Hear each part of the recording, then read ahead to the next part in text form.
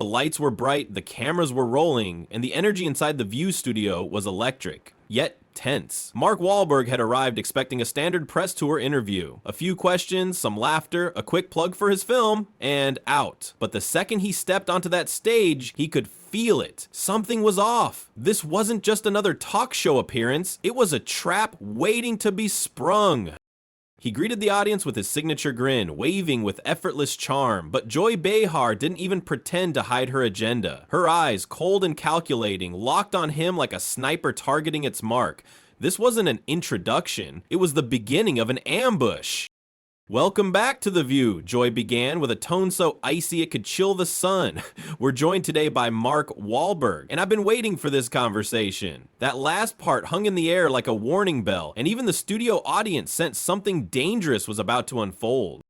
Mark sat down, polite but guarded. "Thanks for having me," he said coolly, trying to steer things into neutral territory. But Joy wasn't interested in friendly chat. She was here to draw blood, and she didn't plan on missing.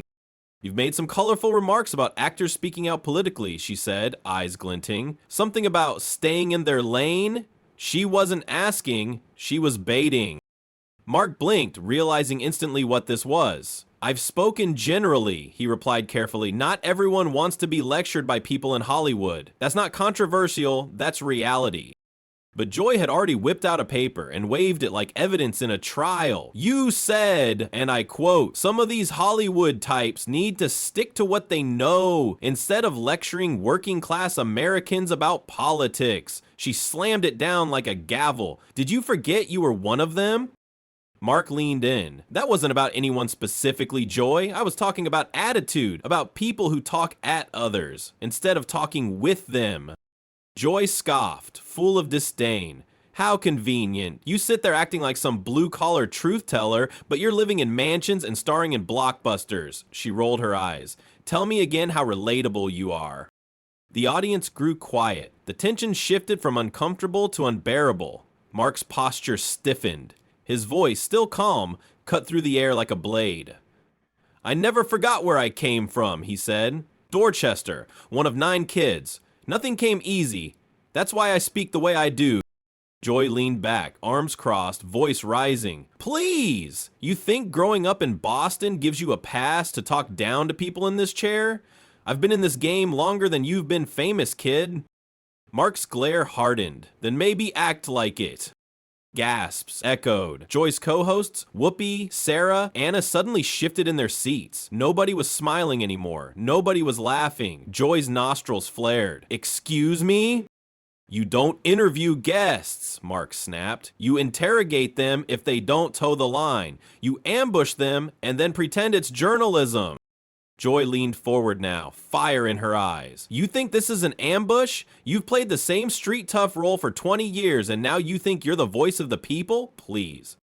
"I don't need to act tough," Mark shot back. "I lived that life, but you wouldn't understand that, would you?" "Oh, give me a break," Joy shouted. "You think I haven't struggled? Brooklyn born, father was a truck driver. You don't get to corner the market on hardship." Mark wasn't having it. "Then why do you sit here and talk like you're above everyone else? You mock half the country because they think differently than you." Joy slammed her hand on the table. "Because half the country is following lies and nonsense." "And you think it's your job to fix them?" Mark countered. "Who appointed you the moral compass of America?" The audience didn't dare breathe. You could hear a pin drop. Whoopi started to speak, then stopped. There was no stopping this now. The train had left the tracks. Joy's voice was sharp as a dagger. "You want to talk morality, Mark? Let's talk about your past. How many times have you been arrested?" Mark stood up, slowly, deliberately. His eyes burned with fury. "Wow, that's where we're going now? Dragging up a past I've owned and apologized for again and again?" Joy didn't flinch. "If you want to preach values, we're going to talk about all of them." Mark's voice was cold as steel. "No, what you want is a public takedown, but you've picked the wrong guy." The air in the studio was thick. You could practically feel the heat radiating off both of them. Mark Wahlberg standing tall with clenched fists and Joy Behar glaring from her chair like a lioness protecting her pride. This wasn't television anymore. This was a battleground. Mark didn't sit, he loomed. You want to talk about values? Let's do it. I know my past. I've paid for it. I've changed. I've earned my place here. Joy threw back her head in disbelief. Earned it? Please. Hollywood forgave you because you were profitable. Don't pretend this is some redemption arc.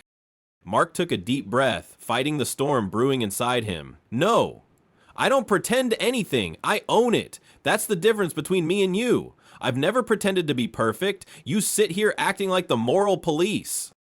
Joy leaned forward, her voice sharper now. You don't get to waltz in here and rewrite history, Mark. You want sympathy for your past? Then stop using it as a shield.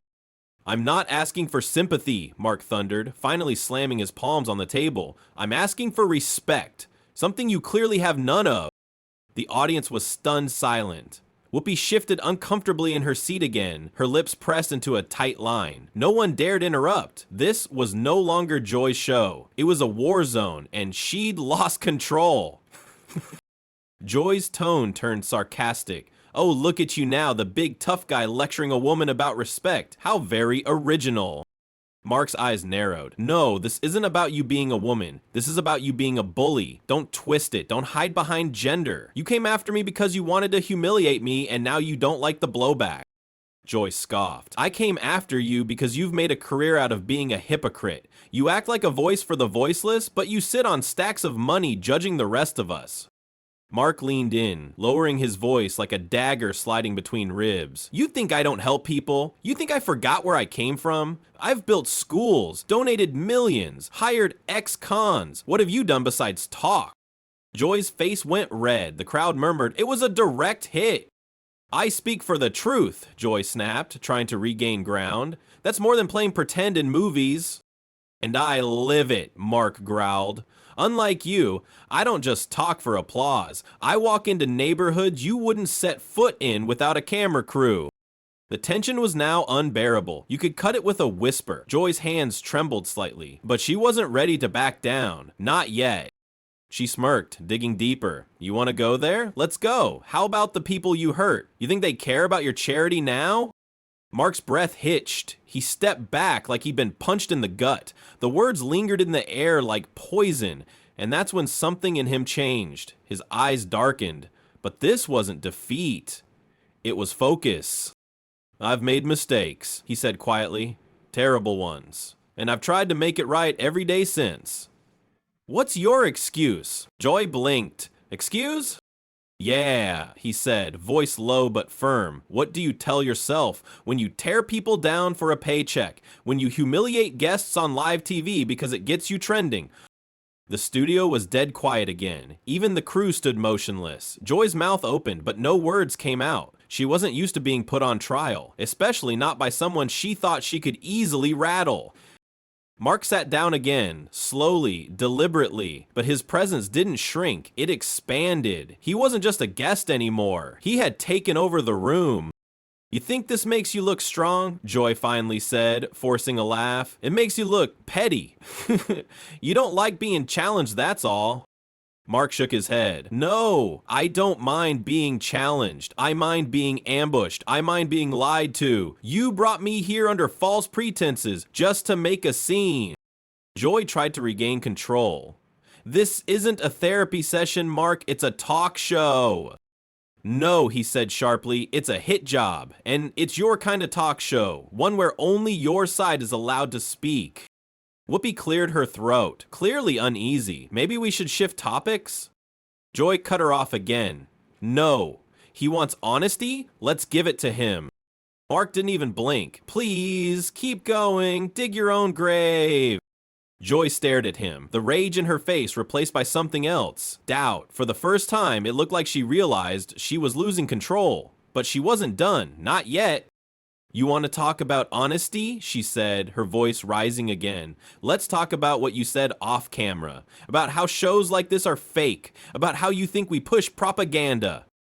Mark's eyes widened. You want to bring private conversations into this now? You said it, Joy hissed. Now defend it.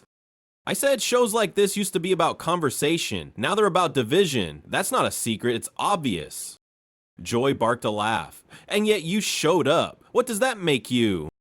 A fool for thinking you'd play fair, Mark replied, but I'm not making that mistake again. She leaned forward. Then leave. If it's so unfair, walk out. Mark stared at her, long and hard. You'd love that, wouldn't ya? Me walking off so you can spin it your way? Paint yourself as the poor victim attacked by the big bad actor? You are attacking me, Joy screamed. No, Mark said firmly. I'm defending myself. You came at me with loaded questions, smears, and lies, and I'm still here, because unlike you, I'm not afraid of the truth. Joy's eyes flared. I've built a career on truth. You've built a career on bitterness, Mark shot back, and every second of this interview proves it.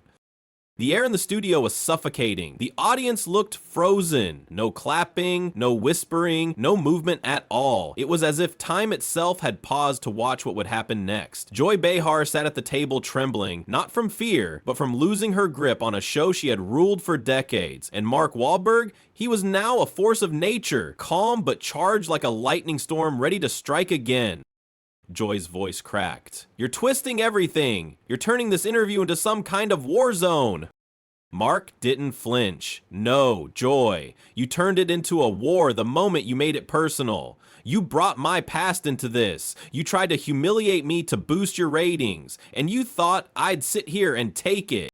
She laughed bitterly. You actors always think you're untouchable, that your fame makes you immune to criticism. No, he said coldly. I expect criticism. What I don't expect is an ambush disguised as a conversation. Joy stood up abruptly, pointing a finger in his face. This is my show. You don't get to come here and tell me how to do my job. Mark stood, matching her energy but not her rage. Then maybe stop turning your job into a vendetta. The security guard stationed off stage took a step forward. Whoopi looked between them and the two locked figures at the table. All right, she said quietly, let's all just breathe for a second. But neither of them moved. Joy's voice rose again, desperate now. You want to know the truth, Mark? You are a hypocrite. You talk about respect, about values, but all you've done is promote violence, aggression, and toxic masculinity your whole career. You're not here to have a conversation. You're here to play victim. Mark's expression didn't change, but his voice dropped to a whisper so fierce it chilled the room. You don't know me, he said. You don't know what I've done to earn forgiveness. You don't know how many people I've helped. You don't know the lives I've changed, quietly, without cameras, without applause. But here you are, on national television, tearing people down to feel superior. Joy's mouth tightened. Her eyes darted to the audience, some of whom were shaking their heads in disappointment. He continued, you've lost your way, Joy. Somewhere along the road, you stopped caring about truth. You stopped caring about discussion. Now it's all about winning, about domination, about humiliation. I give people truth, she shouted, fists clenched at her sides. No, Mark replied. You give them your version of it. You give them spite disguised as truth. And the worst part, you don't even see it anymore. The room was so quiet it felt like the air had been sucked out. Then Joy said the one line that would seal her downfall, without even realizing it. You know what, Mark? Maybe you should crawl back to your little Boston neighborhood and stay there. Leave the big conversations to the adults. A stunned gasp swept across the room. Mark blinked once, then he took a single step forward. His voice was deadly calm. My little Boston neighborhood? You mean the one where my mother worked 3 jobs? Where my friends died trying to escape poverty? Where people had nothing but still treated each other with more decency than this entire set ever has? Joy tried to interrupt, but he wasn't finished. You mock where I come from, you mock what I believe, and you mock people who don't think like you, and now you've mocked every single person who's ever struggled in silence. Then came the final blow. You know what the difference is, Joy? He said, voice steady as ever. I escaped the past. You built your brand on dragging people back into theirs. That was it. Joy sat down, visibly shaking. The audience didn't clap. No one spoke. Even the producers in the control room stared at the screens in horror. Mark straightened his jacket, gave one final glance to the stunned co-hosts, and stepped back from the table. Security hovered, unsure of whether they were still needed. Joy whispered, "Get off my set." But Mark was already walking. He turned one last time before disappearing behind the curtain. "I came here to talk about my film," he said to the cameras. But instead, America got to see who Joy Behar really is. And I hope they were watching closely, because this is the problem, not just on this stage, but in this country. People who silence others, people who demonize disagreement, people who forget how to be human. With that, he walked off. The audience remained dead silent as the screen faded to black. And when the View returned from commercial break, Joy Behar's seat was empty. The confrontation was over, but the internet had already exploded. Within minutes, hashtags were trending, clips went viral, commentators from every corner of media weighed in, and while opinions were divided, one thing was clear: Joy Behar had lost control of her own show, and Mark Wahlberg had walked away with the one thing she'd tried to strip from him: respect. If you like this video, then subscribe.